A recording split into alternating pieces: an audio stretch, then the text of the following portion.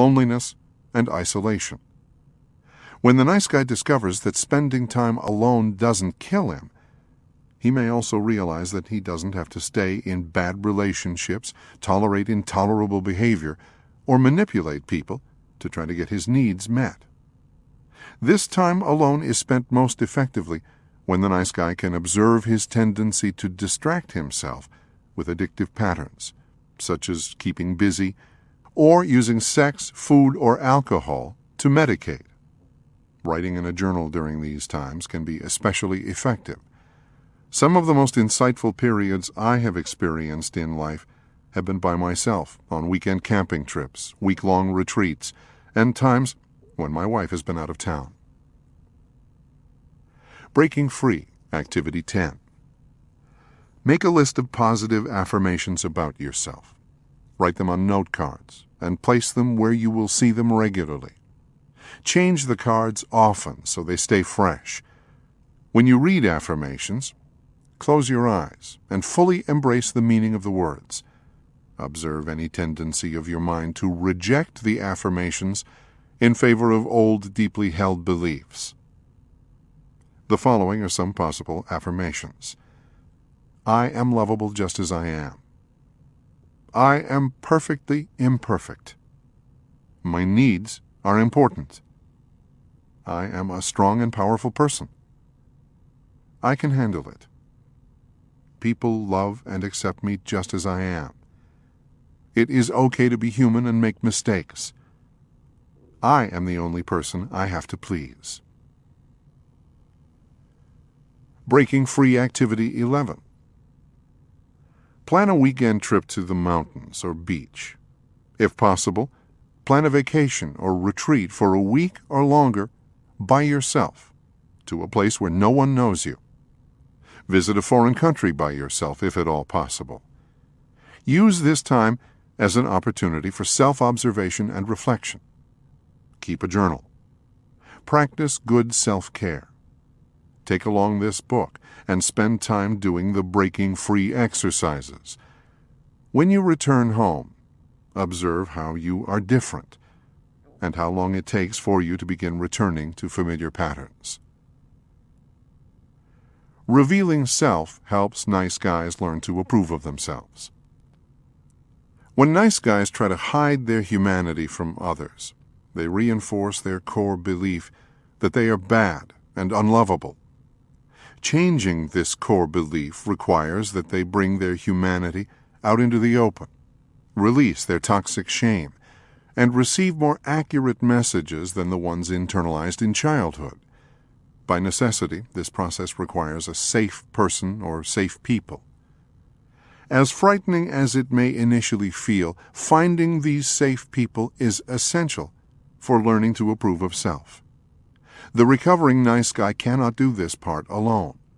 Safe people are essential for reversing the distorted beliefs all nice guys have about their worth.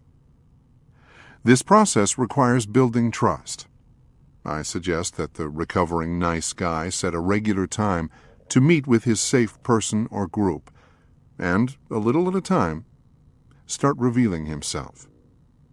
This process begins by just talking about himself.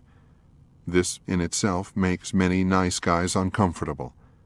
Over time, the recovering nice guy can begin revealing the things about himself that he is the least comfortable letting others see. Once trust has been established, he can begin to reveal things about himself that create fear and shame. I have watched many nice guys go from being secretive and evasive to revealing their deepest, darkest secrets in the presence of safe people. Reed, a recovering alcoholic and a member of a No More Mr. Nice Guy group, is a good example of this process.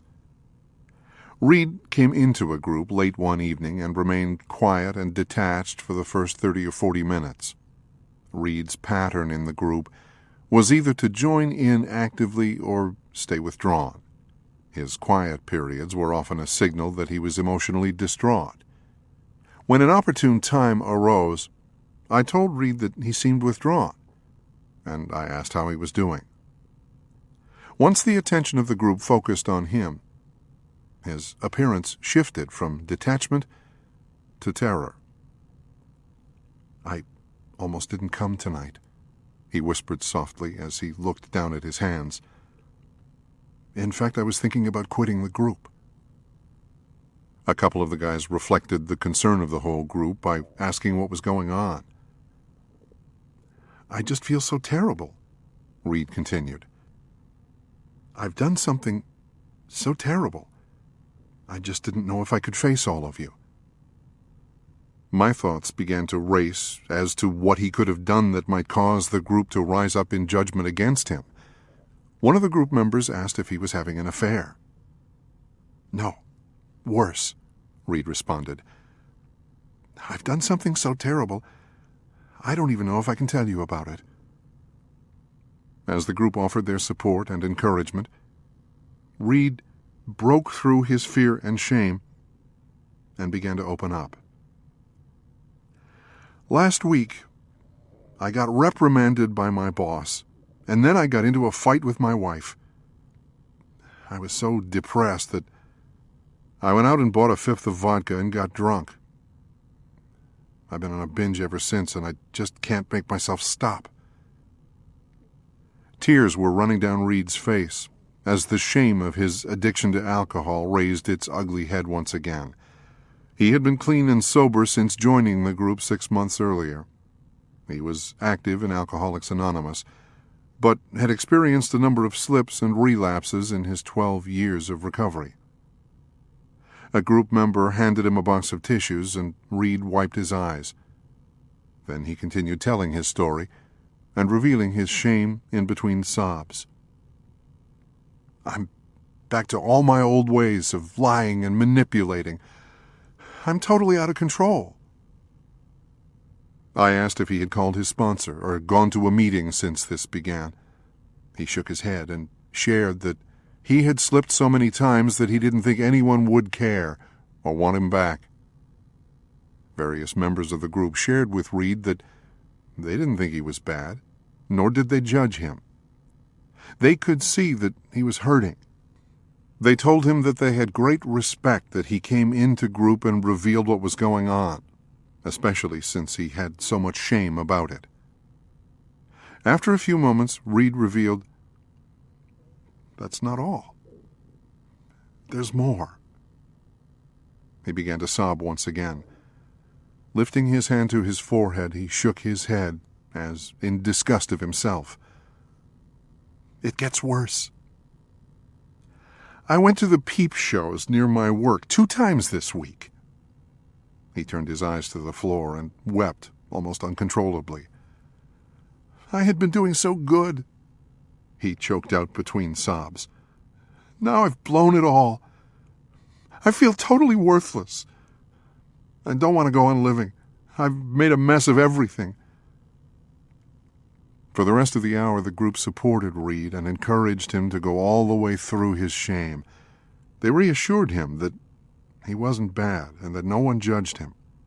To the contrary, everyone respected him for revealing his shame and pain. They supported him in talking to his wife, calling his sponsor, and going to a meeting. They asked him to call one group member each day during the next week and let them know how he was doing. When Reed left the group that night, he was obviously shaken and scared. He had also released a heavy burden and received the support of a group of people who genuinely cared about him and wanted him to be okay. No matter how deeply Reed feared that his badness would cause people to judge him and abandon him, neither of these things happened. Instead, he received the message that there was nothing he could do that would make the men in the group stop liking him or stop caring about him. Shedding old skin. As recovering nice guys release their toxic shame and start seeking their own approval, they begin to realize several important truths. They are not bad. They don't have to do anything to win other people's approval. They don't have to hide their perceived flaws or mistakes. People can love them just as they are. As recovering nice guys begin to apply the principles described in this chapter, they can embrace the reality that they are human. Like every other human, nice guys make mistakes, use poor judgment, and act inappropriately. Nevertheless, their humanity doesn't make them bad or unlovable, nor does it cause other people to stop loving them. Imperfect humans can only connect with other imperfect humans. Most folks tend to be attracted to individuals who have some substance and sense of self. Chameleons usually don't draw much of a crowd or get many ovations. By shedding their chameleon skin and learning to please themselves, recovering nice guys begin to experience the intimacy and connection they have always desired. By learning to approve of themselves, they begin to radiate a life energy and charisma that draws people to them. As nice guys stop seeking approval and stop trying to hide their perceived flaws, they open a door to start getting what they really want in love and life. Chapter 4. Make your needs a priority. I want you to know that I'm really uncomfortable with that thing we talked about last week. Lars, an anxiety-filled executive, began his second session of counseling with this statement. Lars had come to see me on the encouragement of his wife. He reported being generally depressed and unhappy for as long as he could remember. In recent months he had found it difficult to sleep at night and was experiencing migraine headaches on a regular basis. Even though everything in his life seemed to be fine, good job, nice home, family, etc., he never seemed to be happy. In his first counseling session, Lars revealed that he had constant fantasies of chucking it all and disappearing to somewhere else in the world. These thoughts made him feel guilty, so he kept them to himself. In that session, I asked Lars what he did for himself. He gave me a puzzled look. "What do you mean?" he asked. I repeated the question. After a pause, he answered, "Not much, I guess." For the rest of the session, I shared with him the importance of making his needs a priority and taking responsibility for finding ways to meet them. This discussion was met with both fear and resistance from Lars. The same hesitancy was repeated as he began his second counseling session. "Which part of our discussion last week made you uncomfortable?" I asked. "All of it," he responded. "That part about making my needs a priority really made me uptight." I asked him what part about taking responsibility for his needs made him anxious. "Everything," he responded. "That seems like that would make me selfish and self-centered." "What's wrong with that?" I asked. Lars looked at me with amazement.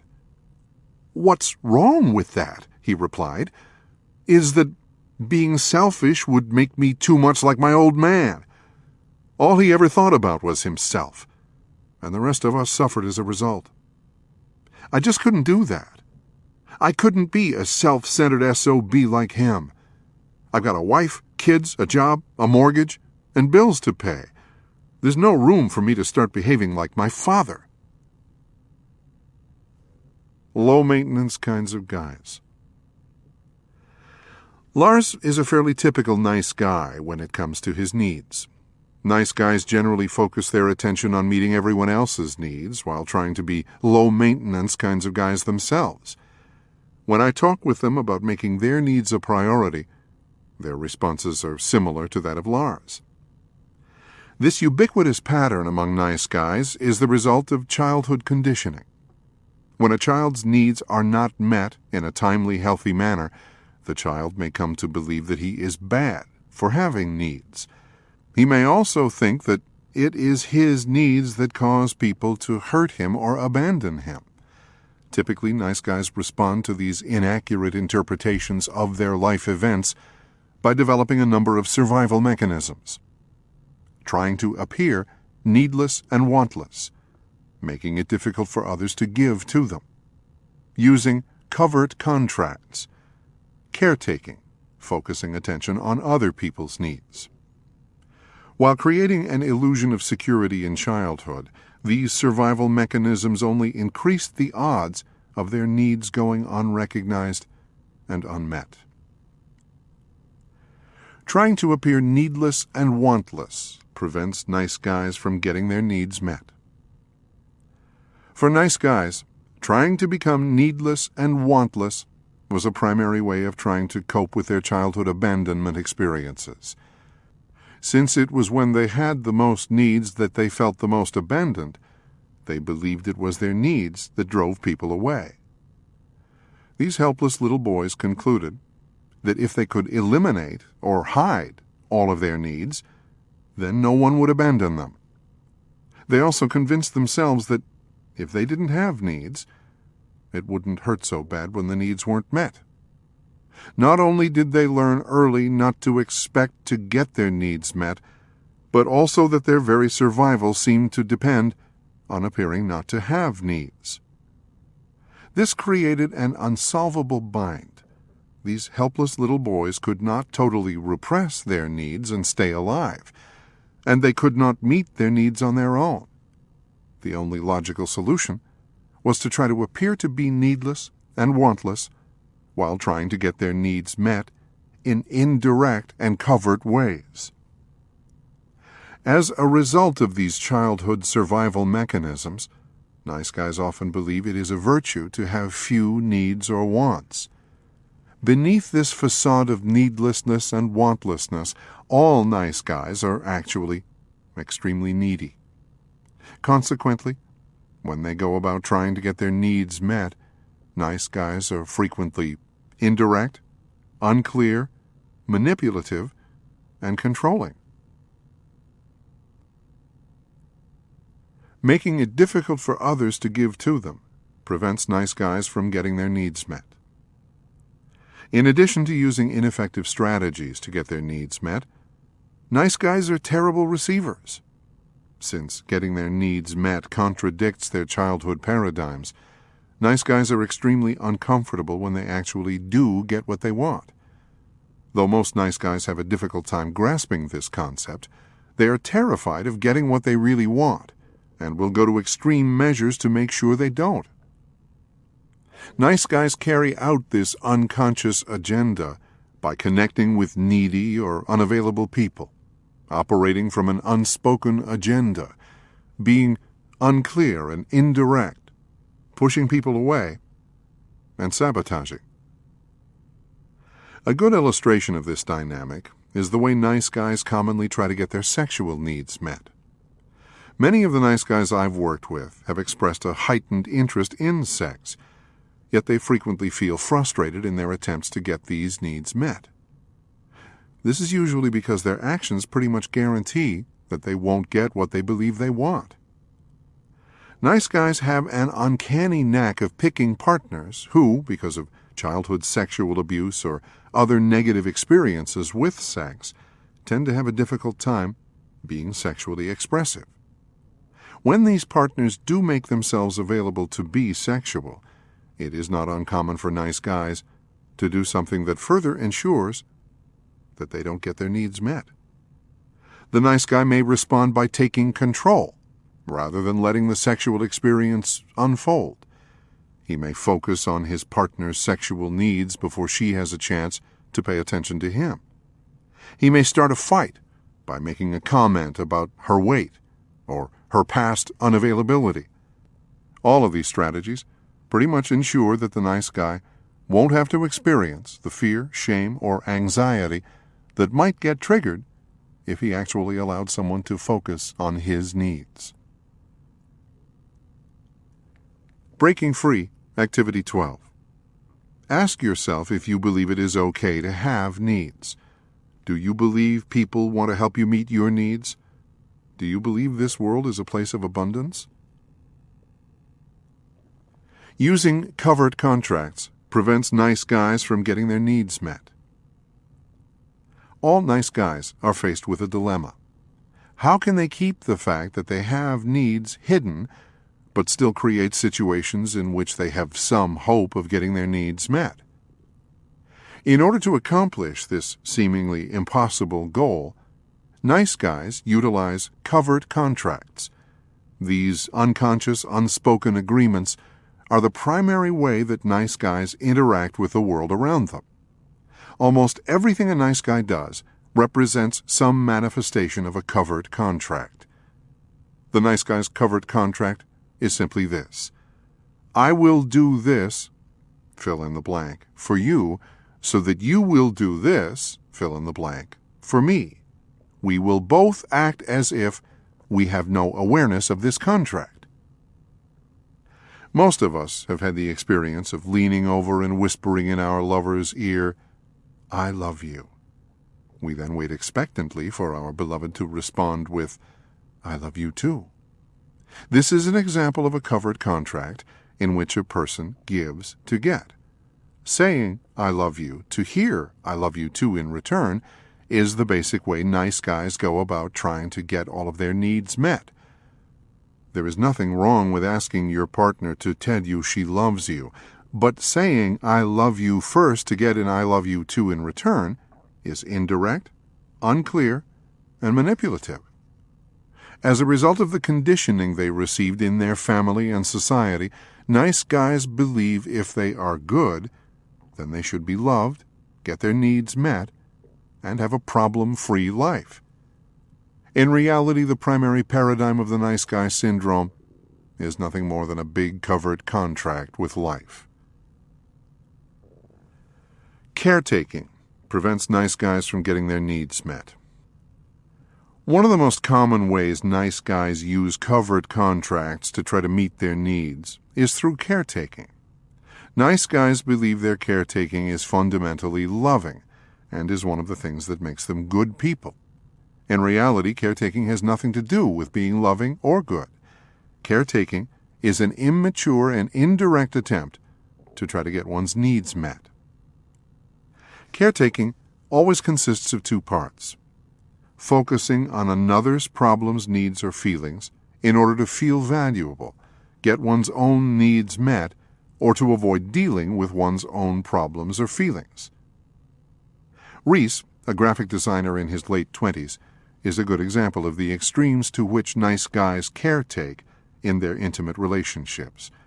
Reese, who is gay, lamented in one of his therapy sessions, "Why can't I find a partner who gives as much back to me as I give to him?" He went on to describe how all of his boyfriends seemed to be takers and that he always did all of the giving. Within a period of a year, Reese entered into 3 intense relationships. Each began wonderfully and seemed like the partnership he had been looking for. Each failed because of the same scenario. Reese picked men who needed rescuing or fixing. His first boyfriend lived in Canada and had recently gotten off drugs. He came to live with Reese, but he never applied for a work visa and struggled to stay clean. Reese went out of his way to be supportive of his boyfriend, with the hope that he would find a job and stay off drugs. Finally, Reese sent him home to get his life straightened out. Later, he found out from a mutual friend that the reason his boyfriend had never applied for a work visa was because he was HIV positive, something he failed to tell Reese. The next boyfriend was of a different race from Reese and had never come to grips with his homosexuality. His parents and religion kept him in constant conflict. He was never able to commit to the relationship. Nevertheless, Reese went out of his way to be supportive and giving, all with the hopes that his boyfriend would eventually get things straightened out and become available to Reese. The third boyfriend was in the military. He was living on base, some 40 miles from Reese's apartment, and had no car. Reese had to take the initiative in getting together, and would often shuttle his partner around. Because Reese made more money, he always paid when they went out. Reese frequently bought his boyfriend gifts and loaned him money. When this boyfriend got transferred to a different state, Reese quit his job, sold his car, and moved along with him. only to return in 3 months because his partner started running around on him. During this 12-month period, while Reese was so busy caretaking the needs and problems of his boyfriends, he gave up his job and alienated most of his friends and family. Reese's caretaking allowed him to stay oblivious to his own self-destructive behaviors while investing tremendous energy in trying to fix others. As is true for most nice guys, no matter how much he gave to others, Reese never felt like he got as much back in return. Breaking Free Activity 13. Identify at least one covered contract between you and a significant other. What do you give? What do you expect in return? Share this information with the other person. Ask the person how it feels to respond to an unclear agenda. Caring versus caretaking. Though nice guys see everything they do for others as loving, caretaking has very little to do with caring. Here are the differences. Caretaking, 1, gives to others what the giver needs to give. 2, comes from a place of emptiness within the giver. 3, always has unconscious strings attached. Caring, 1, gives to others what the receiver needs. 2, comes from a place of abundance within the giver. 3, has no strings attached. Nice guys caretake for a number of reasons, none of them having anything to do with love. For them, even the most innocuous and subtle act often has some string attached. Nice guys give in the ways they would like others to give to them. They give gifts, affection, back rubs, sex, surprises. They will encourage their partner to take a day off, buy a new outfit, go to the doctor, take a trip, quit a job, go back to school, yet would not give themselves permission to do any of the same things. Breaking Free Activity 14. Identify 2 or 3 examples of your caretaking behavior. In order to stimulate awareness of your caretaking, do one of the following for a period of 1 week. 1. Go on a caretaking moratorium. Because nice guys have a difficult time differentiating between caring and caretaking, stop giving completely, except to young dependent children. Tell people what you are doing so they won't be confused. Observe your feelings and other people's reactions. 2. Consciously try to caretake more than you already do. As odd as this assignment may sound, it is a very effective way to create awareness of your caretaking behavior. Pay attention to how you feel and how other people react to you. The Victim Triangle. Rather than helping nice guys meet their needs, covered contracts and caretaking only lead to frustration and resentment. When this frustration and resentment builds long enough, it often spills out in some not-so-pretty ways. Giving to get creates a cycle of craziness called the Victim Triangle. The Victim Triangle consists of 3 predictable sequences. 1. The nice guy gives to others, hoping to get something in return. 2. When it doesn't seem that he is getting as much as he gives, or he isn't getting what he expected, he feels frustrated and resentful. Remember, the nice guy is the one keeping score, and he isn't totally objective. 3. When this frustration and resentment builds up long enough, it spills out in the form of rage attacks, passive-aggressive behavior, pouting, tantrums, withdrawing, shaming, criticizing, blaming, even physical abuse. Once the cycle has been completed, it usually just begins all over again. My wife refers to these episodes as victim pukes. Sometimes the puking will resemble a child's temper tantrum.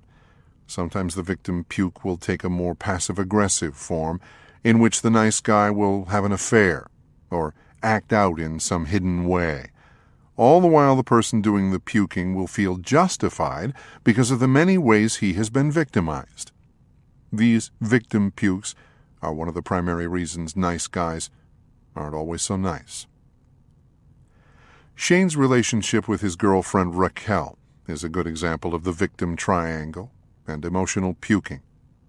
Shane had Raquel on a pedestal, but deep inside, he believed she could only love him if he was good enough. In order to win her love, he gave her gifts, sent her cards, left phone messages, bought her clothes, planned special surprises, and helped her with her home and children. All of this created a sense of emotional indebtedness for Raquel. She felt like she could never repay Shane for everything he did for her. The truth was she couldn't. Shane was trying to buy her love, only the contract wasn't clear. In time, the only way she could cope with his pleasing and caretaking was by pushing him away. When this happened, Shane was devastated. He couldn't understand why, if he had fulfilled his end of the contract, Raquel wouldn't keep hers. He didn't think he was that hard to please. The more Shane gave to Raquel, the more resentful he became. He would accuse her of not loving him. They would have tremendous battles in which they would break up, calling each other all kinds of names. Afterward, Shane would feel frightened and remorseful and pursue Raquel and try to fix things, all the while resenting her for not pursuing him and trying to fix things. He would then start caretaking and pleasing again to win her love. The cycle repeated itself over and over again. Breaking Free, Activity 15. It can be difficult to make a direct link between your caretaking behavior and the victim pukes which inevitably follow. Observe the ways you hurt the people you love. Do you make cutting remarks or hurtful jokes? Do you embarrass them in public? Are you frequently late? Do you forget things they've asked you to do? Do you criticize them? Do you withdraw from them or threaten to leave? Do you let frustration build until you blow up at them? Ask the significant others in your life to give you feedback about your caretaking and victim pukes. This information may be hard to hear and may trigger a shame attack, but it is important information for breaking out of the victim triangle. Becoming truly selfish. When I began writing this book, I shared the early drafts with members of my No More Mr. Nice Guy men's groups. On one occasion, a group member stated, "It seems like the whole emphasis of the book is about focusing on oneself. It seems really selfish and self-centered, like the nice guy should just think about himself and not worry about anyone else." Even though I did not set out to write No More Mr. Nice Guy with this theme in mind, this group member's comments contained an important truth that I hadn't been fully conscious of before. Since nice guys learn to sacrifice themselves in order to survive, recovery must center on learning to put themselves first and making their needs a priority.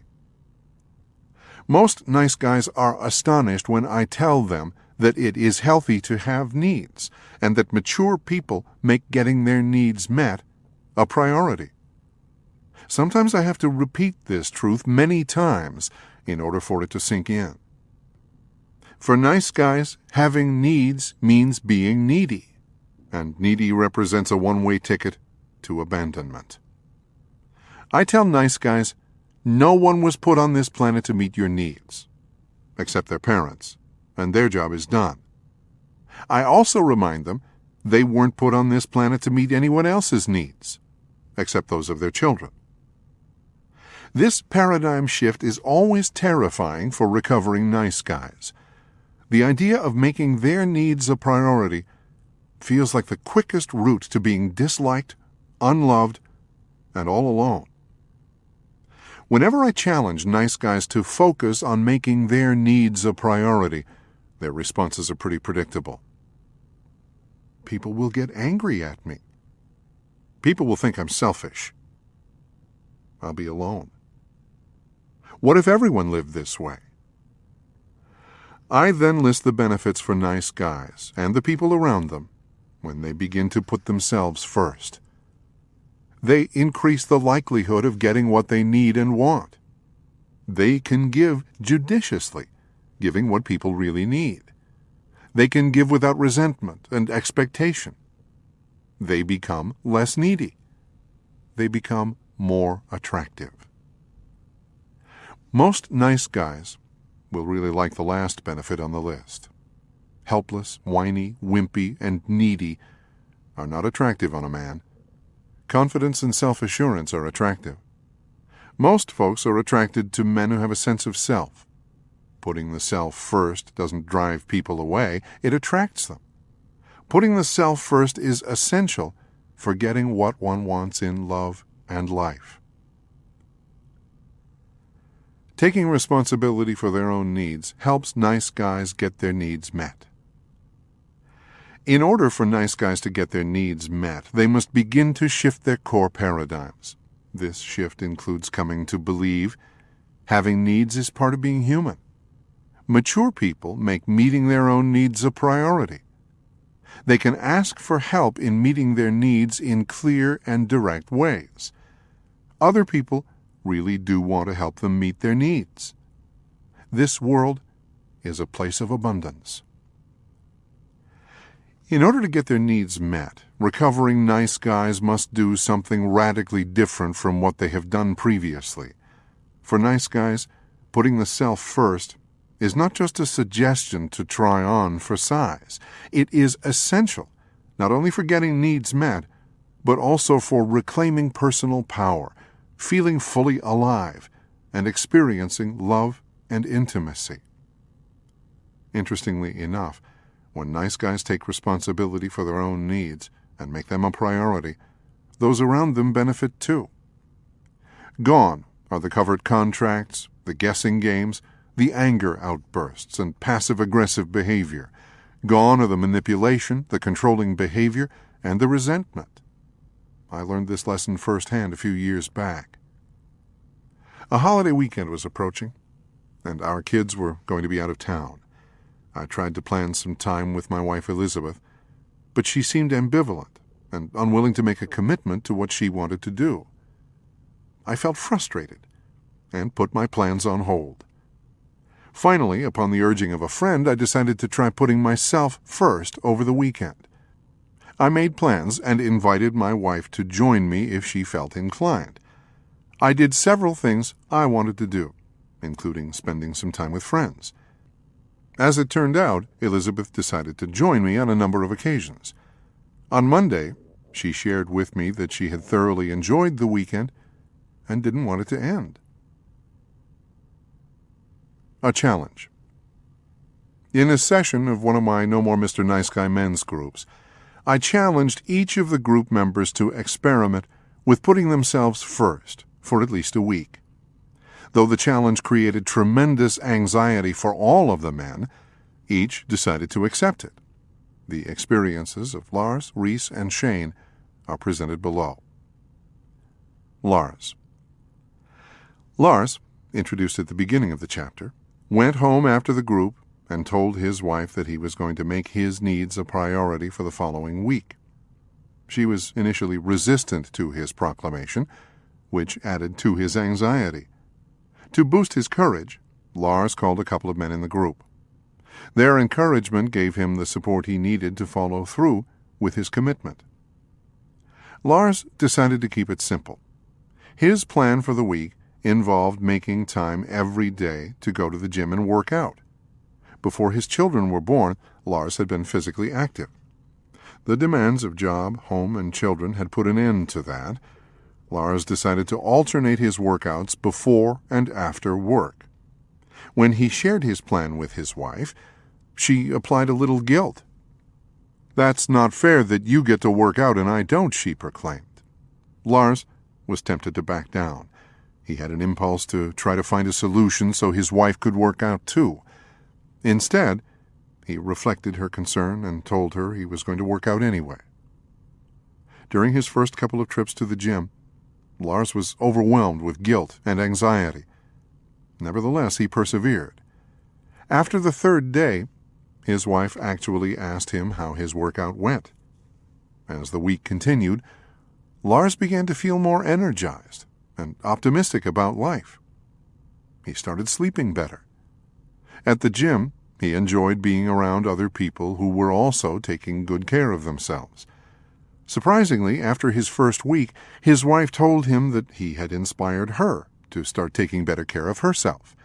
She told him that she was going to start dropping the kids off at the daycare center at the gym and begin an aerobics class for herself. Reese. Reese had joined the No More Mr. Nice Guy group after his breakup with his last boyfriend. At first he had been uncomfortable being the only gay man in the group, but the other men accepted him, and he had begun to work on developing non-sexual relationships with men. Reese's habit on weekends was to go out with his latest boyfriend to gay bars on Friday, Saturday, and Sunday nights. By Monday morning he was exhausted. He would spend the rest of the week playing catch-up. Reese was afraid that if he didn't go out whenever his boyfriend wanted, his boyfriend would leave him. Reese decided that for one weekend he would put himself first and do what felt right to him. He told his boyfriend in advance. Reese decided that he would go out just one night, not drink, and be in by midnight. On Saturday he made some plans to go to a movie with a couple of guys in the group. On Sunday he stayed at home to relax and get caught up on some house cleaning and laundry. His goal was to be in bed by 10 p.m. on Sunday evening. When Monday came, Reese felt rested and clear-headed at work. His boyfriend hadn't dropped him, and the rest of the week felt productive and enjoyable. Shane. Shane, also introduced earlier in the chapter, liked to do things for his girlfriend. Shane regularly gave her gifts, planned surprises, and did whatever he could to help her out. Shane's plan for putting himself first involved paying attention to when he had an impulse to do something for his girlfriend. Whenever he felt this impulse, he would instead do something for himself. When he thought about washing her car, he washed his own instead. When he felt the urge to buy her a gift, he bought himself something instead. When he thought about calling her just to see if she was okay, he called a group member instead. All of this created tremendous anxiety for Shane. Much to his surprise, at the end of the week, Raquel reported she felt a lot less smothered by Shane and actually looked forward to spending time with him. She even called late one evening after the kids were in bed and invited him over to make love. A couple of weeks later, Shane and Raquel talked about the change in a couple's counseling session. They decided to continue the process. For a period of 6 months, they agreed that Shane would not give any gifts or plan any surprises for Raquel. During the following 6 months, he refrained from giving her birthday, Christmas, and Valentine's cards or gifts. During this time, he focused on taking better care of himself and getting his needs met. In time, Shane came to see that not only did Raquel not stop loving him, she actually became more giving to Shane. 1 year later, they both reported that Shane could give a gift without using it as a way to get approval or affirmation. During this time, Shane had also learned that making his needs a priority made him less dependent, needy, and fearful. Both Shane and Raquel reported enjoying all the changes they had experienced since Shane made the decision to start putting himself first. Making the decision. Nice guys have believed a myth that promises them that if they give up themselves and put others first, they will be loved and get their needs met. There is only one way to change this illogical, non-productive nice guy paradigm. Put themselves first. Making the decision to put oneself first is the hardest part. Actually, doing it is relatively easy. When the nice guy puts himself first, there is only one voice to consider, his own. Decisions are now made by one individual rather than by a committee. He no longer has to mind read, predict, or try to please multiple voices with conflicting agendas. When putting himself first, All the information he needs to make a decision is within him. Is this what I want? Yes. Then that's what I'll do. Breaking free from the nice guy syndrome involves taking responsibility for one's own needs. Others may cooperate with the nice guy, but they are not in charge of meeting his needs.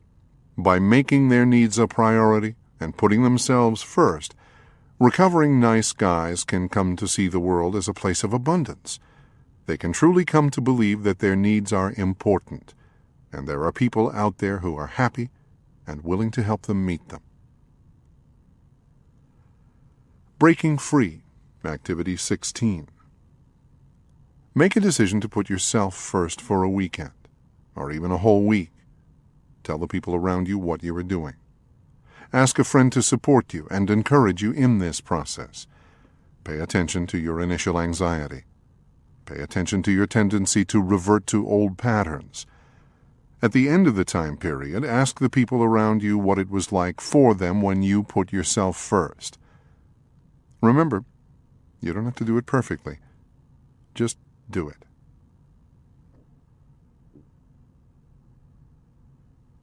Chapter 5. Reclaim Your Personal Power. One Saturday morning a few years back, my wife Elizabeth and I were engaged in a heated discussion over something I had done. Like many of our arguments, Elizabeth felt helpless to get me to see my denial. At the same time, I felt unjustly persecuted. Finally, when the argument reached an emotional crescendo, Elizabeth shouted in frustration, "You're nothing but a wimp." Elizabeth left the room, and I retreated to the bathroom to dry my eyes. After a few minutes of reflection, Elizabeth knocked on the bathroom door. I assumed she was coming back to take another stab at her wounded prey. Instead, she apologized. "I'm sorry for calling you a wimp. That wasn't fair." "Actually," I responded, wiping a tear away, "it was the most accurate thing you said all morning." Nice guys are wimps. This may not sound like a nice thing to say, but it's true. Nice guys tend to be wimpy victims because their life paradigm and childhood survival mechanisms require them to sacrifice their personal power. As stated in previous chapters, a common denominator for nice guys is that they did not get their needs met in a timely, healthy fashion in childhood. These little boys were helpless to prevent people from abandoning them, neglecting them, abusing them, using them, or smothering them. They were victims to the people who failed to love them, pay attention to them, meet their needs, and protect them. As a result of these childhood experiences, feeling like a victim feels familiar for most nice guys. These men tend to see others as causing the problems they are experiencing in life. As a consequence, they often feel frustrated, helpless, resentful, and rageful. You can see it in their body language. You can hear it in their voices. It's not fair. How come she gets to make the rules? I always give more than I get. If she would just... A paradigm of powerlessness. In an attempt to cope with their childhood abandonment experiences, all nice guys developed the same paradigm. If I am good, then I will be loved, get my needs met, and have a problem-free life. Unfortunately, this paradigm not only produces the opposite of what is desired, it guarantees nothing but feelings of perpetual powerlessness. Even though nice guys are obsessed with trying to create a smooth, problem-free life, two major factors prevent them from attaining this goal. The first is that they are attempting the impossible. Life is not smooth. Human existence is by nature chaotic. Life is filled with experiences that are unpredictable and beyond anyone's control. Therefore, trying to create a predictable life in which everything always goes as planned is an exercise in futility. In spite of the fact that we live in a chaotic, unpredictable world, nice guys are not only convinced that life can be smooth, they believe it should be. This belief is the direct result of their childhood abandonment experiences. The unpredictability of not having their needs met in a timely, judicious fashion was not only frightening, it was potentially life-threatening. In an attempt to cope with the uncertainty of their chaotic childhood, nice guys developed a belief system that if they could just do everything right, then everything would go right in their lives. Sometimes these men also developed belief systems that their childhood was ideal and problem-free, the opposite of reality, in order to cope with their abandonment experiences. These were all distorted beliefs, but these illusions helped these helpless little boys deal with the turmoil that was out of their control. A second reason nice guys never accomplish their goal of having a smooth life is that they do the opposite of what works. By approaching adult situations with survival mechanisms that were formed when they were naive and powerless, they are ensured of having very little success in creating anything that resembles stability in their lives. The dependence on these ineffectual survival mechanisms keeps nice guys trapped in the memory of their fearful childhood experiences and perpetuates a vicious cycle. The more frightened they are, the more they use their childhood survival mechanisms. The more they use these ineffectual mechanisms, the less successful they are at negotiating the complexities, challenges, and ambiguities of life. The less successful they are, the more fearful they become. You get the picture. Overcoming the wimp factor. Reclaiming personal power. I define personal power as a state of mind in which a person is confident he can handle whatever may come. This kind of power not only successfully deals with problems, challenges, and adversity, it actually welcomes them, meets them head-on, and is thankful for them. Personal power isn't the absence of fear. Even the most powerful people have fear. Personal power is the result of feeling fear but not giving in to the fear. There is a solution to the helplessness and vulnerability nice guys feel.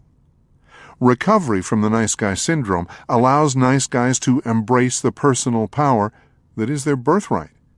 Reclaiming personal power includes surrendering, dwelling in reality, expressing feelings, facing fears, developing integrity, setting boundaries. Breaking free, Activity 17. Look over the following list of ways nice guys try to create a smooth, problem-free life. Write down an example of how you used each coping mechanism in childhood. Then, next to each, give an example of how you use this strategy to try to control your world in adulthood. Note how each of these behaviors keeps you feeling like a powerless victim. Share this information with a safe person. Doing it right. Playing it safe. Anticipating and fixing. Trying not to rock the boat. Being charming and helpful. Never being a moment's problem. Using covered contracts. Controlling and manipulating. Caretaking and pleasing. Withholding information. Repressing feelings. Making sure other people don't have feelings. Avoiding problems and difficult situations. Surrendering helps nice guys reclaim their personal power. Ironically, the most important aspect of reclaiming personal power and getting what one wants in love and life is surrender. Surrender doesn't mean giving up. It means letting go of what one can't change and changing what one can. Letting go doesn't mean not caring or not trying. Letting go means letting be. It is like opening up a tightly clenched fist and releasing the tension stored inside. At first the fingers will want to return to their former clenched position. The hand almost has to be retrained to open up and relax. So it is with learning how to surrender and let go. Surrender allows recovering nice guys to let go and respond to life's complex beauty, rather than trying to control it. Surrender allows these men to see life as a laboratory for learning, growth, and creativity. Surrender allows recovering nice guys to see each life experience as a gift from the universe to stimulate growth, healing, and learning. Instead of asking, "Why is this happening to me?" the recovering nice guy can respond to life's challenges by pondering, "What do I need to learn from this situation?" Gil exemplifies the process of letting go. Gil had reached a crisis point in his relationship with his girlfriend Barb. Gil had originally begun couples counseling with Barb to fix her problem. He claimed that she was depressed, angry all the time, and had no interest in sex. He reported that he constantly walked on eggshells trying to make sure he never did anything to upset her. Gil and Barb were both in their early 50s and had been living together for 8 years. They had discussed marriage, but both felt apprehension due to the unsettled nature of their relationship. After a couple months of couples counseling, Gil began to entertain the idea that all the problems in the relationship might not be about Barb. He began looking at his own caretaking and controlling behavior. He also became aware that he had few outside interests and no male friends. After a couple more months, he joined a No More Mr. Nice Guy men's group. Even as Gil began to look at his own problems and ineffective life patterns, he kept seeking the key for making Barb better. It was a slow process, but Gil began to see that he could not do anything to change Barb, and that he was going to have to focus on himself. As he began to let go and detach from Barb, he felt tremendous anxiety. He had a deep fear that he was going to get in trouble. He also believed that Barb couldn't handle her problems without his help. With the support of the group, Gil surrendered. He came to realize that he would be okay regardless of whether he and Barb made it as a couple. Much to his surprise, their relationship began to improve. As he let go of trying to solve her problems and detached from her moods, Gil found that he had fewer frustrations and resentments. He even began to see Barb as a gift to help him work through his issues with his angry father. A year later, he announced to his men's group that he and Barb had set a date to get married. He reported that they were getting along better than he would have ever imagined. He shared that the turning point seemed to be when he made the decision that he didn't care whether they made it together or not. That decision represented a conscious letting go of trying to control something that was clearly not in his control. Ironically, he shared that the process of letting go allowed him to receive what he really wanted. Breaking Free, Activity 18. Think about one gift from the universe that you initially resisted but can now see as a positive stimulus for growth or discovery. Are there any similar gifts in your life right now to which you need to surrender? Share this information with a safe person. Dwelling in reality helps nice guys reclaim their personal power. Nice guys try to control their world by creating belief systems about people and situations that are not based in reality. They then act as if these beliefs are accurate. This is why their behavior often seems illogical to outside observers. Les, an unassuming man in his late 30s, had a brief affair with a co-worker.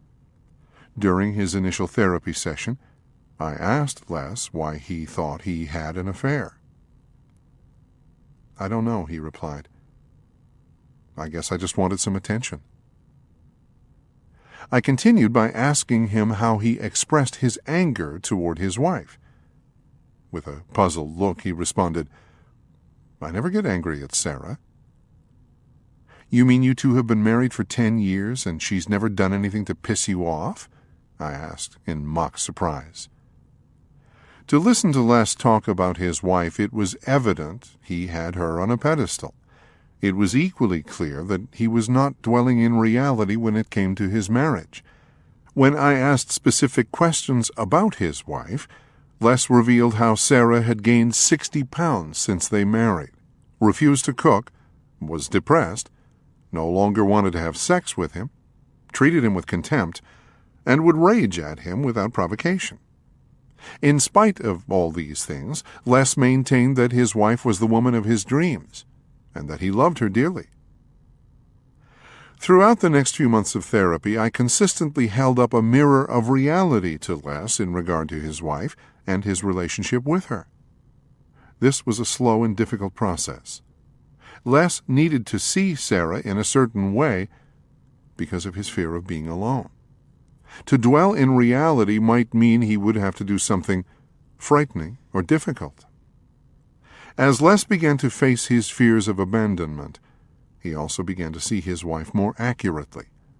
This change allowed him to start asking for what he wanted, set boundaries, and express his feelings of resentment and anger.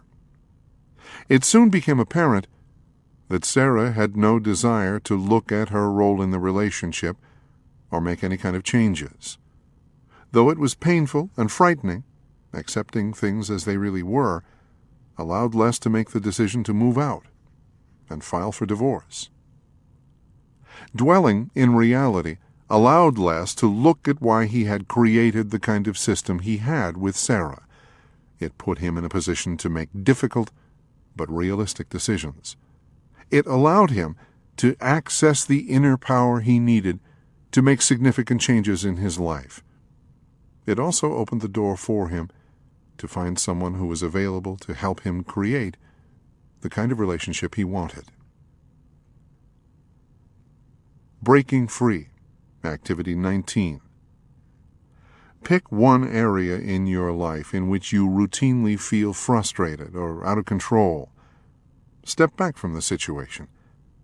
Is the difficulty you are having with the situation the result of you trying to project the reality you want to believe onto it? If you had to accept the reality of this situation, how might you change your response to it?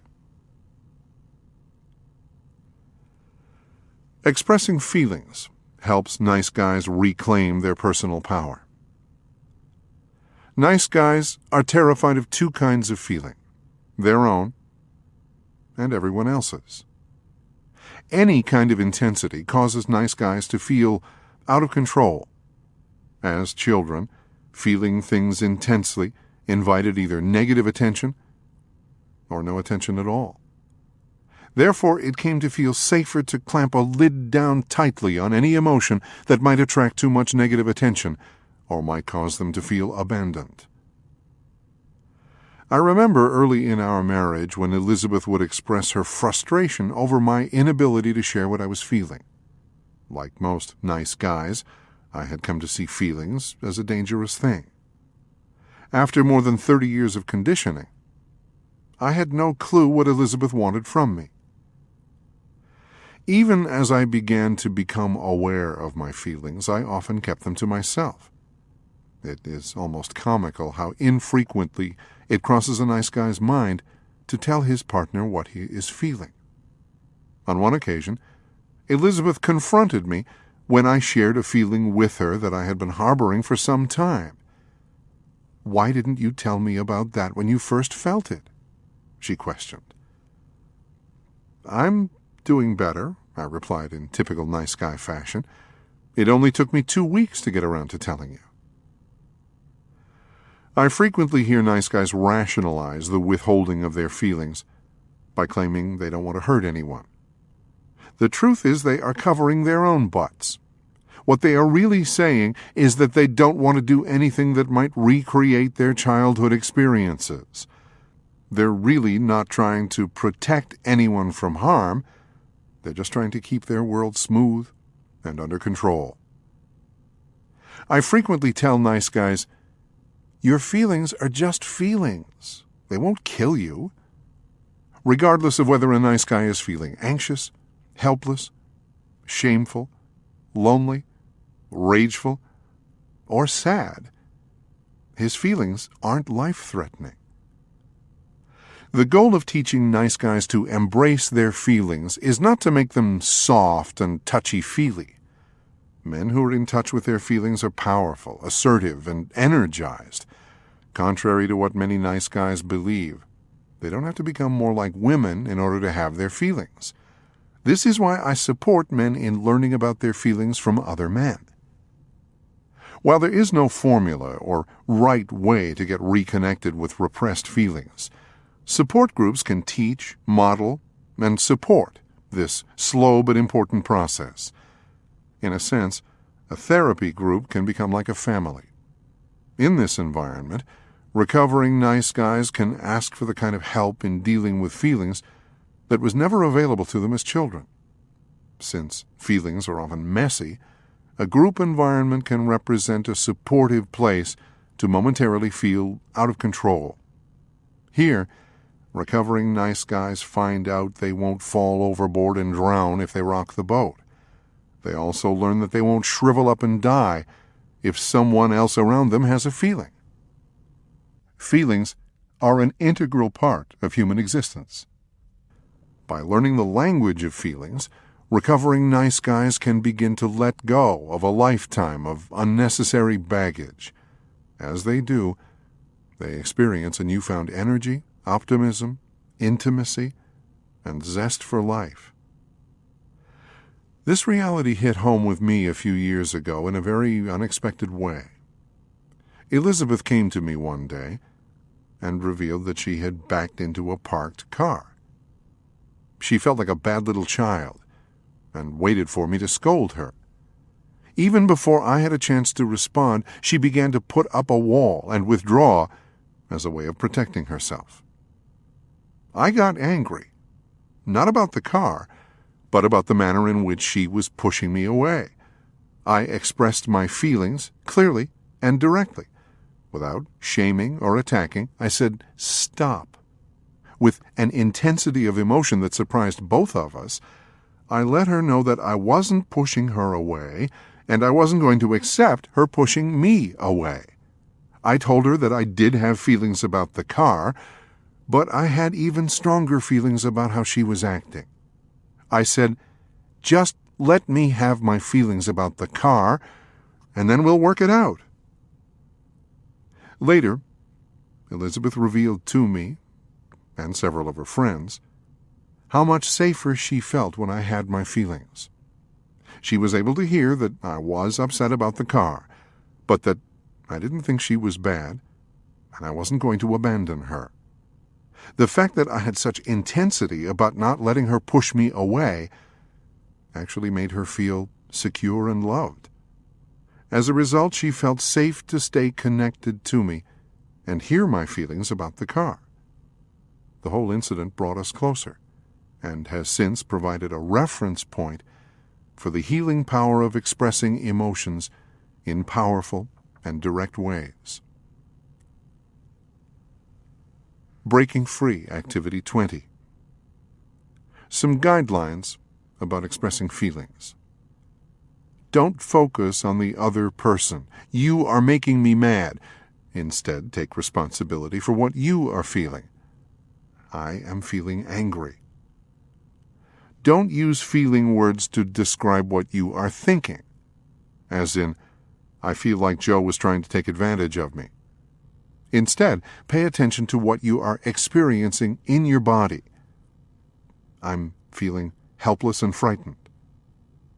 In general, try to begin feeling statements with "I" rather than "you." Try to avoid the crutch of saying, "I feel like," as in, "I feel like you were being mean to me." Facing fears helps nice guys reclaim their personal power. Fear is a normal part of human experience. Everyone experiences fear, even those people who seem to be fearless. Healthy fear is a warning sign that danger may be approaching. This is different from the fear nice guys experience on a daily basis. For nice guys, fear is recorded at the cellular level. It is a memory of every seemingly life-threatening experience they ever had. It was born of a time of absolute dependency and helplessness. It originated in not having their needs met in a timely, judicious manner. It was fostered by fearful systems that discouraged risk and rewarded conservatism. It was heightened by the reality that life is messy and chaotic, and any kind of change promises a journey into the unknown. I call this kind of fear memory fear. Because of the memory fear created in childhood, nice guys still approach the world as if it is dangerous and overpowering. To cope with these realities, nice guys typically hunker down and play it safe. As a consequence of playing it safe, nice guys experience a lot of needless suffering. Suffering because they avoid new situations. Suffering because they stay with the familiar. Suffering because they procrastinate, avoid, and fail to finish what they start. Suffering because they make a bad situation worse by doing more of what has never worked in the past. Suffering because they expend so much energy trying to control the uncontrollable. Nolan is a good example of the paralyzing effect of memory fear. Nolan came to see me on the recommendation of a friend. He had been separated from his wife for a year, but was having a difficult time making a final decision about getting divorced. Nolan frequently told me he was confused. This confusion was mixed with a strong dose of guilt. Nolan constantly weighed all the issues. What if he left his wife and later realized that it was a mistake? What if he messed up his kids' lives? What if his children never wanted to talk to him again?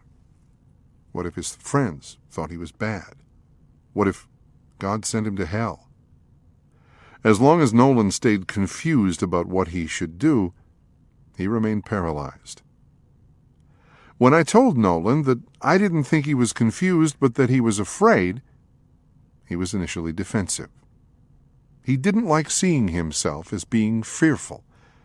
As we explored the memory fear from his childhood, he came to realize that any mistakes he made as a child seemed to have everlasting consequences. He believed the same would be true in his present situation. Behind Nolan's fear of making a decision was the childhood fear that he wouldn't be able to handle whatever happened. Together we brainstormed all the possible consequences of divorcing his wife. Behind each potential consequence was the unconscious belief that he wouldn't be able to handle it. I sent Nolan home with his list of fears, along with a more accurate statement about each. No matter what happened, he would handle it. The following week, Nolan proudly announced that he had contacted an attorney. Even though he felt tremendous fear and anxiety, he found courage in repeating his newfound mantra, "I can handle it." Facing present-day fears is the only way to overcome memory fear. Every time the nice guy confronts a fear, he unconsciously creates a belief that he can handle whatever he is afraid of. This challenges his memory fear. Challenging this memory fear makes the things outside of him seem less threatening. As these things seem less frightening, he feels more confident in confronting them. The more this confidence grows, the less threatening life seems. Breaking Free, Activity 21.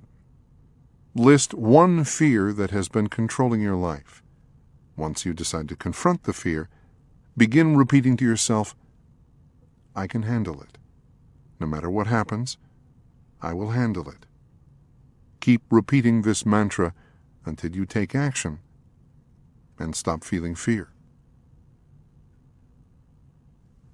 Developing integrity helps nice guys reclaim their personal power. Most nice guys pride themselves on being honest and trustworthy. In reality, nice guys are fundamentally dishonest.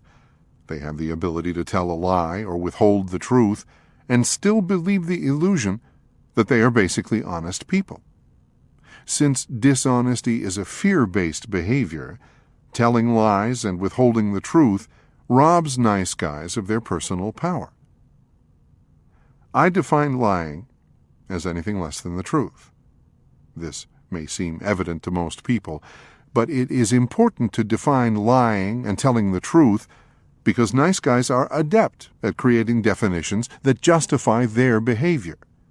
It is not unusual to hear them make statements like, "I'm pretty honest," or "I'm honest most of the time," without the slightest awareness of their contradiction of terms.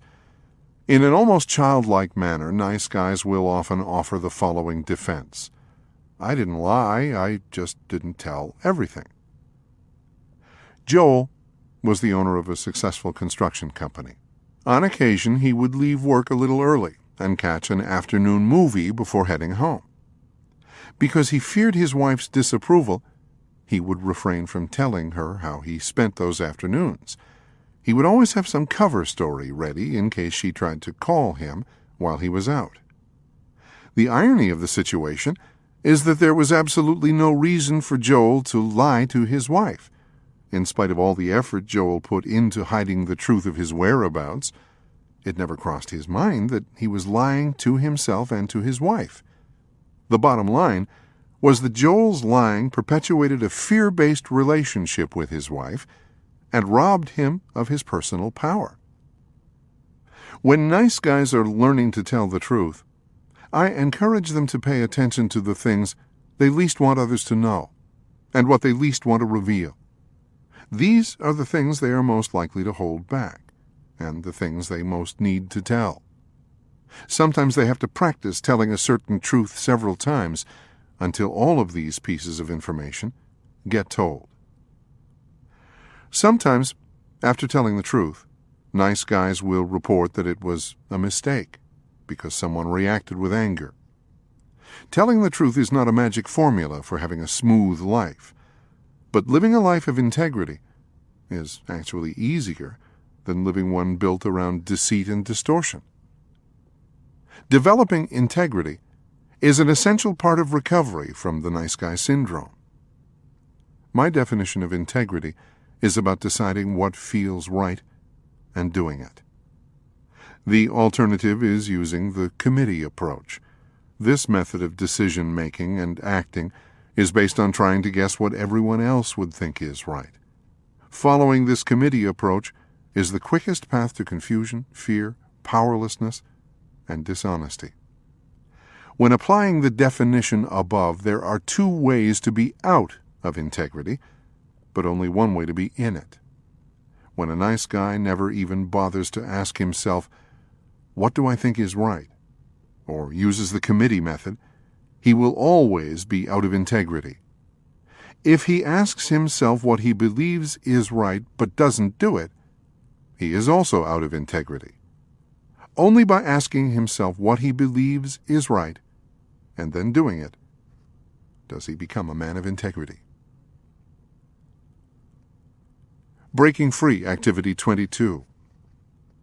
Choose one area in which you have been out of integrity. Identify your fear that keeps you from telling the truth or doing the right thing. Reveal this situation to a safe person. Then, go and tell the truth, or do what you have to do to make the situation right. Tell yourself you can handle it. Since telling the truth may create a crisis for you or others, have faith that everyone involved will survive this crisis. Setting boundaries helps nice guys reclaim their personal power. Boundaries are essential for survival. Learning to set boundaries allows nice guys to stop feeling like helpless victims and reclaim their personal power. Boundary setting is one of the most fundamental skills I teach to recovering nice guys. I demonstrate the concept of boundaries by laying a shoestring on the ground. I tell the nice guy that I am going to cross his boundary and push him backwards. I instruct him to stop me when he begins to feel uncomfortable. It is not unusual for a nice guy to stand well back from the line, allowing me to violate his space several steps before he even begins to respond. Once I start pushing, it's not uncommon for a nice guy to let me push him back several steps before he does anything to stop me. Sometimes a nice guy will let me push him all the way to the wall.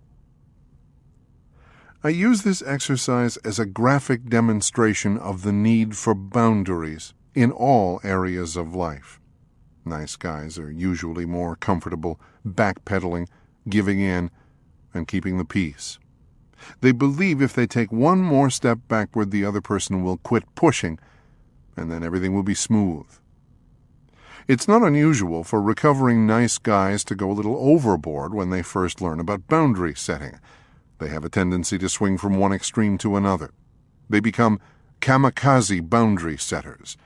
They try to set boundaries with a sledgehammer or machete. They usually learn in time that they only have to use as much resistance as necessary to get the job done. In time, they also learn that boundary setting isn't about getting other people to be different, but about getting themselves to be different. If someone is crossing their boundary, it isn't the other person's problem, it is theirs. Because of memory fear, nice guys often unconsciously reinforce the very behaviors they find intolerable. Due to their childhood conditioning, they teach the people around them that they will accept having their boundaries violated. As recovering nice guys begin to take responsibility for how they let people treat them, their own behavior begins to change. As they stop reinforcing things they aren't willing to tolerate, the people around them are given the opportunity to behave differently. This gives relationships a chance to survive and grow. Jake, an enlisted man in his mid-20s, is a good example of how tolerating intolerable behavior can kill a relationship, and how setting boundaries can give a relationship a chance to survive. Just prior to his marriage to his wife Keisha had an affair with an old boyfriend. Because Jake didn't want to lose her, he forgave her and promised to never bring up her infidelity. This established a pattern of Keisha pretty much doing whatever she wanted, while Jake withheld his feelings and walked on eggshells. He would always measure his words in order to avoid saying anything wrong that might upset her. On one occasion, while they were out drinking with some friends, Keisha got drunk.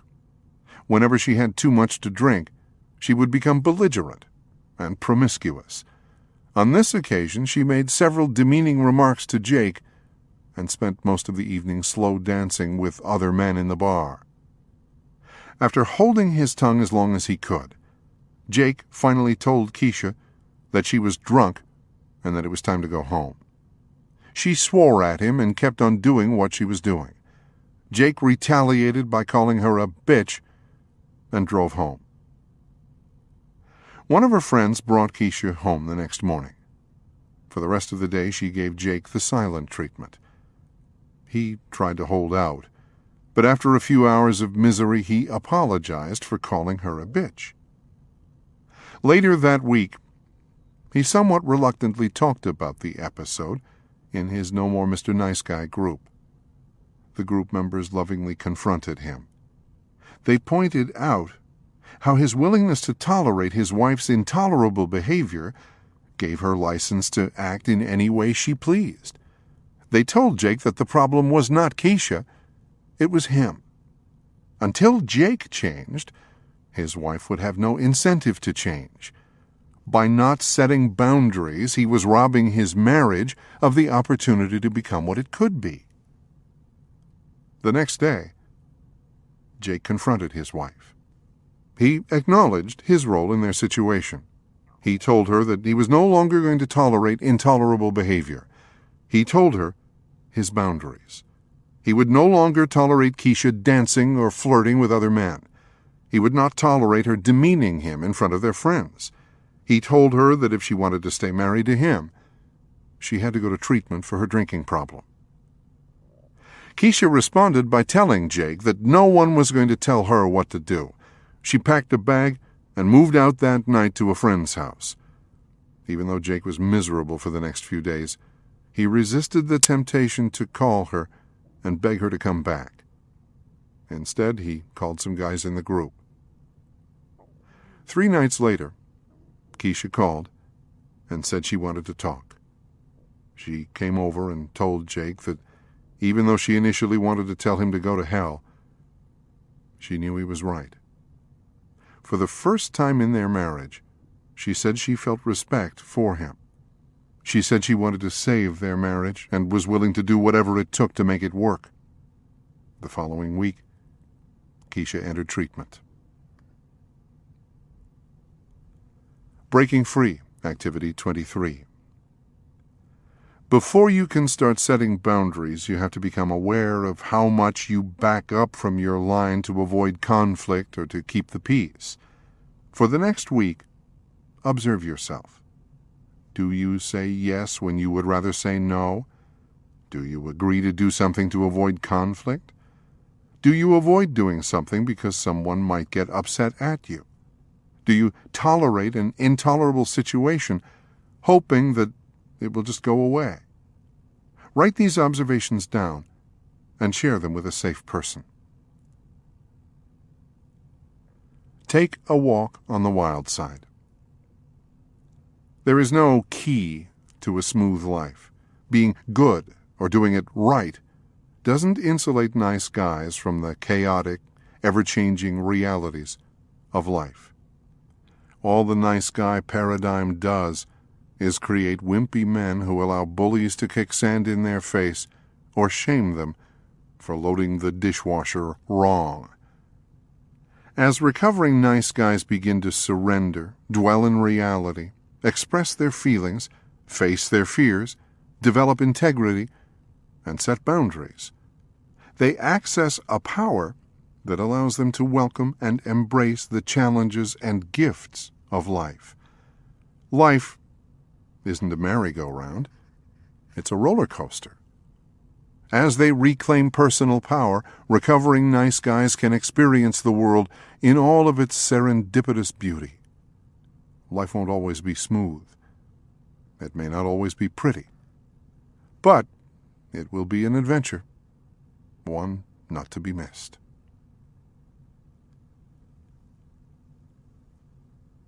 Chapter 6. Reclaim your masculinity. Contrary to the prevailing sentiments of the last few decades, it is okay to be a guy. Men born after World War II had the misfortune of growing up during the only era of recent Western history in which it was not always a good thing to be male. This was primarily the result of 2 significant family and social changes in the post-war era. Boys were disconnected from their fathers and other healthy male role models, and boys were forced to seek approval from women and accept a female definition of what it meant to be male. As a result of these 2 dynamics, many boys and men came to believe that they had to hide or eliminate any negative male traits, like those of their fathers or other bad men, and become what they believed women wanted them to be. For many men, this life strategy seemed essential if they wanted to be loved, get their needs met, and have a smooth life. Due to the continuing social change of the last half of the 20th century, this belief system is no longer limited to just men of the baby boom generation. I frequently observe men in their 30s, 20s, and teens with strong nice guy traits. It seems that each successive generation of men are becoming more and more passive. This social conditioning affects nice guys in many ways. Nice guys tend to be disconnected from other men. Nice guys tend to be disconnected from their own masculinity. Nice guys tend to be monogamous to their mothers. nice guys tend to be dependent on the approval of women. Nice guys tend to be disconnected from other men. I frequently hear nice guys make comments such as, "I'm just not comfortable with other men. I don't know what to talk about. Most men are jerks. I used to have male friends, but my wife made it such a hassle to do things with them that I just gave up. I tend to be a loner." Many nice guys have difficulty connecting with men because of the limited positive male contact they experienced in childhood. Because these men did not have a positive bond with their father, they never learned the basic skills necessary to build meaningful relationships with men. Another common trait among nice guys is the belief that they are different from other men. This distorted thinking usually began in childhood when they tried to be different from their bad or unavailable father. In adulthood, nice guys often create a similar dynamic with men in general. Nice guys may convince themselves they are different from, better than, other men because they believe they aren't controlling, they aren't angry and rageful, they aren't violent, they are attentive to a woman's needs, they're good lovers, they're good fathers. As long as nice guys are disconnected from men or believe they are different from other men, they cut themselves off from the many positive benefits of male companionship and the power of a masculine community. Breaking Free, Activity 24. Look over the list above. Note the ways you have consciously or unconsciously tried to be different from your father and or other men. How does the belief that you are different keep you disconnected from other men? Nice guys tend to be disconnected from their masculinity. I define masculinity as that part of a man that equips him to survive as an individual, clan, and species. Without this masculine energy, we would have all become extinct eons ago. Masculinity empowers a man to create and produce. It also empowers him to provide for and protect those who are important to him. These aspects of masculinity include strength, discipline, courage, passion, persistence, and integrity. Masculine energy also represents the potential for aggressiveness, destructiveness, and brutality. These characteristics frighten nice guys, and most women. Therefore, nice guys work especially hard to repress these traits. Most nice guys believe that by repressing the darker side of their masculine energy, they will win the approval of women. This seems logical considering the anti-male climate that has permeated our culture since the 1960s. Ironically, these same men frequently complain that women seem to be attracted to jerks rather than nice guys like them. Many women have shared with me that due to the absence of any discernible life energy in nice guys, there is little to be attracted to. They also reveal that their tendency to be attracted to jerks is because these men have more of a masculine edge to them. As nice guys try to avoid the dark side of their masculinity, they also repress many other aspects of this male energy force. As a result, they often lose their sexual assertiveness, competitiveness, creativity, ego, thirst for experience, boisterousness, exhibitionism, and power. Go watch little boys on the playground, and you will see these qualities. I am convinced that these are good things worth keeping. One of the most visible consequences of the repression of masculine energy in nice guys is their lack of leadership in their families. Out of fear of upsetting their partner or appearing too much like their controlling, authoritarian, or abusive fathers, nice guys frequently fail to be the leader their family needs. Consequently, the job of leading the family often falls on the wives. Most of the women I talk to don't want this job but end up taking it by default. Nice guys tend to be monogamous to their mothers. Becoming and remaining monogamous to their mothers is a common pattern for nice guys. This unconscious bond is the result of a normal childhood developmental phenomenon gone amok. Let me explain. All little boys naturally fall in love with their mother and desire to have her all to themselves. Healthy mothers and fathers help their sons successfully move through this normal developmental stage. As they do, the young boy individuates from his mother, bonds with men, and becomes available for an intimate relationship with another woman in adulthood. Each parent plays a significant role in facilitating this healthy transition. First, the mother must know how to give enough to meet the child's needs without creating dependency. She must also know how to get her own needs met, so she is not tempted to use her son to fill the void. Second, the father must be present and have a healthy bond with his son. This connection helps the little boy move from the cozy lap of his mother to the challenging world of men. As stated above, most nice guys do not report having had a close relationship with their father in childhood. As a result, many nice guys were forced into an unhealthy bond with their mother. This bond might have formed if they had to please an angry, critical, or controlling mother. More often than not, the bond was the result of being forced to take care of a needy, dependent, or smothering mother. Without a supportive father, these boys had to negotiate an impossible situation on their own.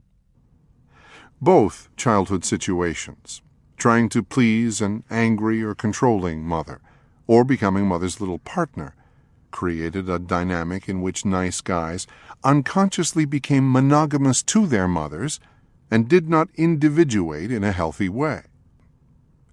When a nice guy has been conditioned to be monogamous to his mother in childhood, his adult partner will know at some level that he is not really available. The partner may not consciously connect this to his bond with his mother, but she knows something is missing. Anita, a woman in her late 50s, was married to a man who was monogamous to his mother. I met Anita when she called and made an appointment for individual counseling. She believed her husband was having an affair, and she wanted some advice. As we began our session, she sat down on the couch and smiled nervously. "I feel so foolish coming here, but I just don't know who to talk to.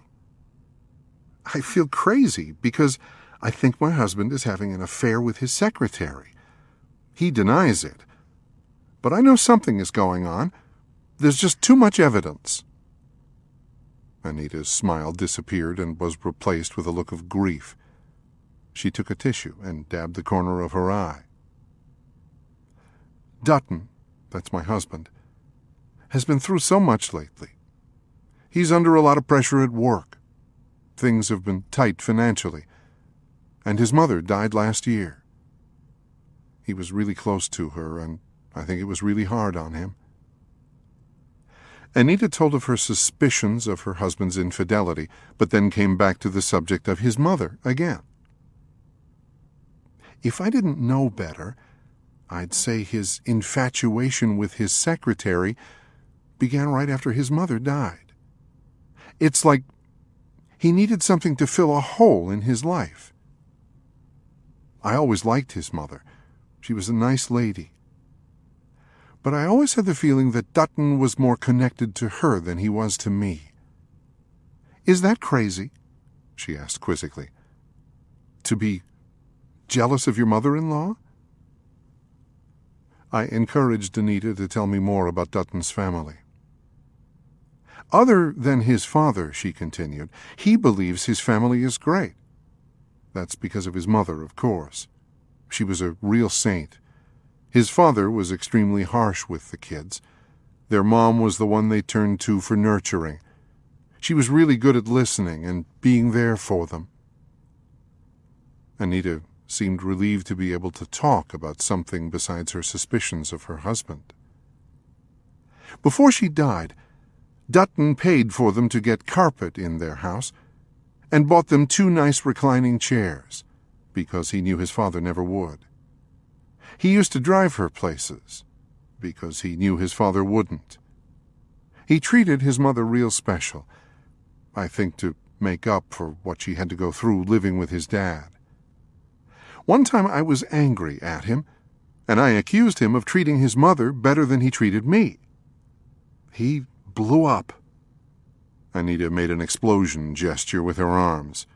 He told me to never say that again.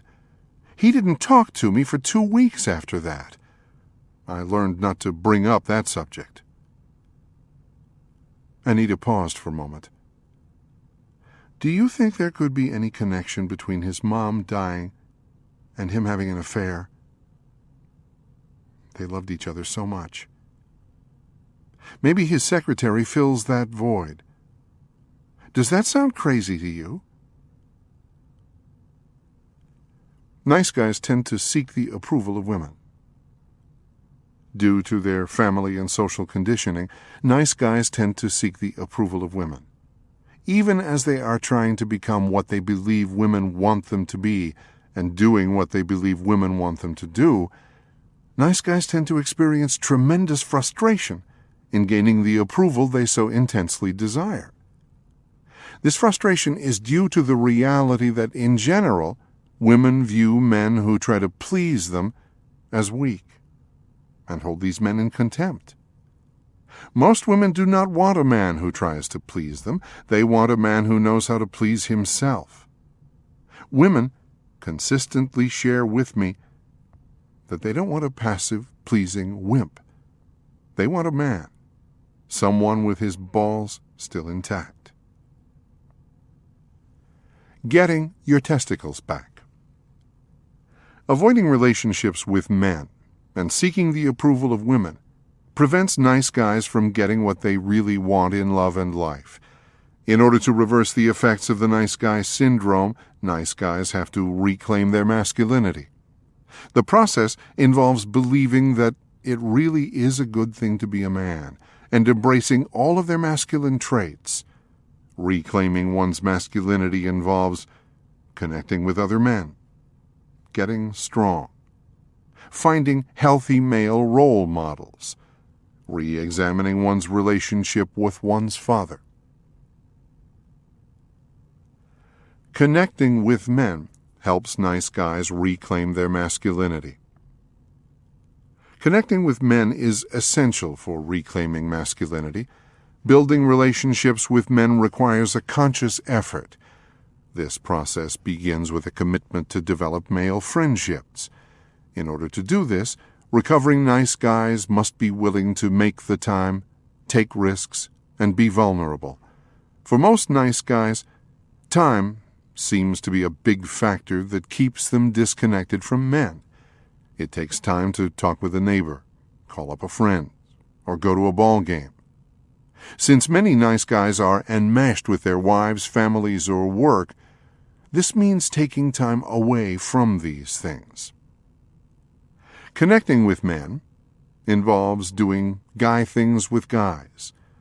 There is no right way to do this, but it can include joining a team, going to sporting events, joining a prayer or discussion group, having a poker night, doing volunteer work, going fishing, going for a run, or just hanging out. Alan is an example of what can happen when a recovering nice guy makes the decision to connect with men. Alan had a difficult time doing things for himself, especially with other men. When he made a conscious effort to begin addressing this issue, he had to first take a look at what kept him disconnected from men and what he could do to start changing the pattern. One of the first things Alan did was to join a men's therapy group. Even then, it took more than a year before he began doing things with the men outside of the group. As he did, these men were able to give him feedback about his defense mechanisms that kept him isolated. These men also supported him in changing the ways he related to his wife. Alan also joined a health club, where he started playing volleyball and racquetball with other men. Later, he took the lead in starting up a softball team. At first, it was difficult to take time out just for himself, especially when it meant being away from his family. It took a few years, but Alan now has a couple of close male friends, as well as several other guys he sees on a regular basis. He even takes a yearly road trip with friends across the country for a weekend of golf. He looks at these trips with the guys as one of the highlights of his year. Both Alan and his wife Marie believe Alan's conscious decision to connect with men saved their marriage. Alan had made his wife his emotional center. His life revolved around trying to please her and make her happy. Due to his ineffective covered contracts, Alan never believed Marie gave as much to him as he gave to her. As a result, he was often resentful and passive-aggressive. When Alan began to get his emotional and social needs met with men, it took a lot of pressure off his wife. As Alan reclaimed his masculine energy, he also began to look more attractive to Marie. Even though it was initially difficult to tell her that he was going to spend time with his friends, she respected him when he did. This newfound respect rekindled the feelings she had first felt toward Alan early in their relationship. As Alan found out, there are numerous benefits from developing male relationships. Perhaps one of the most significant benefits for nice guys is that it improves their relationships with women. I consistently tell nice guys the best thing you can do for your relationship with your girlfriend or wife is to have male friends. As they get many of their emotional needs met with men, recovering nice guys become less dependent, needy, manipulative, and resentful in their relationships with women. Developing male relationships makes recovering nice guys less susceptible to seeking women's approval or allowing themselves to be defined by the opposite sex. If the nice guy's girlfriend or wife is angry at him or thinks he is a jerk, he can take comfort in knowing his buddies think he is okay. He is therefore less likely to resort to peacekeeping or fixing to try to keep his partner happy. Friendships with men have the potential for tremendous depth and intimacy because there is no sexual agenda. A nice guy will frequently avoid doing anything that might upset his partner and cause her to not want to have sex with him. With men, recovering nice guys don't feel like they have to please, placate, lie, caretake, or sacrifice like they believe they have to do with women. Not having a sexual agenda removes the fear and dysfunctional dances so common for nice guys in their relationships with the opposite sex. Breaking the monogamous bond to mom. Developing male relationships helps undo a nice guy's monogamous bond with his mother. Little boys get pulled into unhealthy relationships with their mothers only when their fathers allow it. The solution to reversing this dynamic is creating healthy relationships with men. When my daughter Jamie was 18, she had a boyfriend who had been conditioned to be monogamous to his mother. The boy's father frequently traveled for his job, was emotionally unavailable, rigid, and demanding. The boy's mother smothered her son and made him her emotional partner. On several occasions, Jamie felt as if she were competing with her boyfriend's mother for his attention and affection. Unfortunately, since the mother had first dibs on him, she usually won. It felt strange to Jamie to be jealous of and in competition with her boyfriend's mother. Nevertheless, she passed the situation off as just a case of her boyfriend and his mother having a very close relationship. One Friday night, Jamie and I went out for dinner. While we ate, She shared her frustrations of having to compete with her boyfriend's mother, especially now that he had joined the Marines and was away at boot camp. I empathized with my daughter and shared the facts of life with her. "Your boyfriend is a classic nice guy," I told her. "He has been conditioned to be monogamous to his mother. Unfortunately, that means that he will never be able to bond completely with you. Something will always get in the way. You may be tempted to focus on that thing as if it is the problem, but the real problem is his relationship with his mother." Jamie wasn't thrilled with what I told her, but for an 18-year-old she was pretty intuitive and knew what I was saying was true. She even shared a few examples of the ways she had already seen this happen. "Is there any hope?" Jamie asked. "Can he ever break free from his mother and become available for me?" "Yes," I said, "there is one hope. He has to learn to connect with men in ways that he couldn't with his father." I told her, "I think it is a good thing that he is in the Marines and connecting with men. You can support that too. If you two continue dating, or even marry, encourage his relationships with men.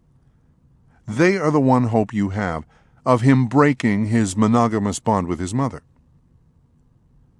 A month or so later, Jamie flew down to San Diego with her boyfriend's parents to attend his graduation from boot camp.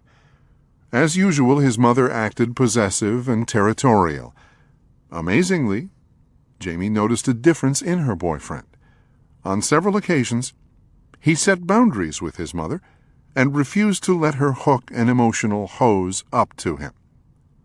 Jamie could tell that this was primarily the result of her boyfriend having bonded with several guys in boot camp and from embracing his own masculinity. Breaking Free, Activity 25. List 3 men whom you would like to get to know better. Next to each man's name, list a possible activity you could do together. Next to this, write down a date and make a commitment to contact him by this day. Getting strong helps nice guys reclaim their masculinity. Masculinity denotes strength and power. Because of their conditioning, nice guys tend to fear these traits. As a result, they often become emotionally and physically soft. Some even take pride in this softness. I've met many nice guys who work out or practice martial arts, but who are still afraid of their strength. Embracing one's masculinity means embracing one's body, power, and spaciousness. In order to do this, recovering nice guys have to stop putting junk into their bodies and train them to respond to the physical demands of being male. This involves eating healthy foods, eliminating drugs and alcohol, working out, drinking lots of water, playing, relaxing, and getting enough rest. Whether the nice guy stays fit by running, swimming, weight training, martial arts, playing basketball, volleyball, or tennis, this physical strength translates into self-confidence and power in every other aspect of his life. Travis, an attorney in his early 50s, is a good example. Travis came to see me to deal with his marital difficulties. During the first session of counseling, 2 things became immediately evident. First, Travis was a nice guy. And second, he had a drug and alcohol problem. I told him I would work with him only if he got a drug and alcohol assessment, quit drinking, and started attending Alcoholics Anonymous. Travis complied with all my boundaries and asked if he could join one of the No More Mr. Nice Guy groups. Over the next several months, Travis's relationship with his wife was up and down like a yo-yo. In addition to marital problems, it also became apparent that Travis had a number of other lifestyle problems. His diet consisted primarily of fast food. He was a chain smoker, and he drank several cups of coffee a day. He worked long hours and got absolutely no exercise. Over the next several months, Travis began to address these issues one at a time. He started taking time away from work to attend AA meetings and spend time with other recovering men. He decided to have a surgery he had been putting off for years. Since he wouldn't be able to smoke for a few days, he decided it was a good time to quit for good. After his surgery, he began going for walks during his lunch hour. He started drinking more water and cut back on his coffee and soft drink consumption. He even took a week off from work and went fishing with some friends in Alaska. About 10 months after joining the Nice Guy group, he shared that he was filing for divorce. With his lifestyle changes and the support of the group, he had come to realize that his combative relationship with his wife was his last bad habit that needed to go. While relaying his decision to the group, he revealed that his wife blamed the group for killing their marriage. Travis smiled and then wiped a tear from the corner of his eye. "Thanks to this group, I feel strong. I could never have made these changes without your help. This group didn't kill my marriage. It saved my life." Breaking Free, Activity 26. Identify 3 ways in which you neglect your body. Write down 3 ways in which you can start taking better care of yourself. Seeking out healthy role models helps nice guys reclaim their masculinity. I encourage recovering nice guys to visualize what they think a healthy male would look like, and think of healthy masculine traits they would like to develop. With that picture in mind, they can go out and look for men who have these kinds of qualities. These men may be in their church, their company, their softball team, even characters on TV or the movies. By observing how these men live their lives and interact with the world, the nice guy can begin assimilating a healthier model of manhood. Like many recovering nice guys, I have done this work by committee. I developed a friendship with one man who was good at doing guy things.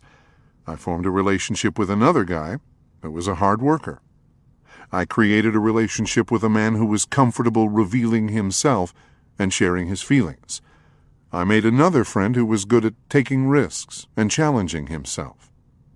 Each of these men, in their own way, helped me see what it looks like to be male, and have been role models for reclaiming my own masculinity.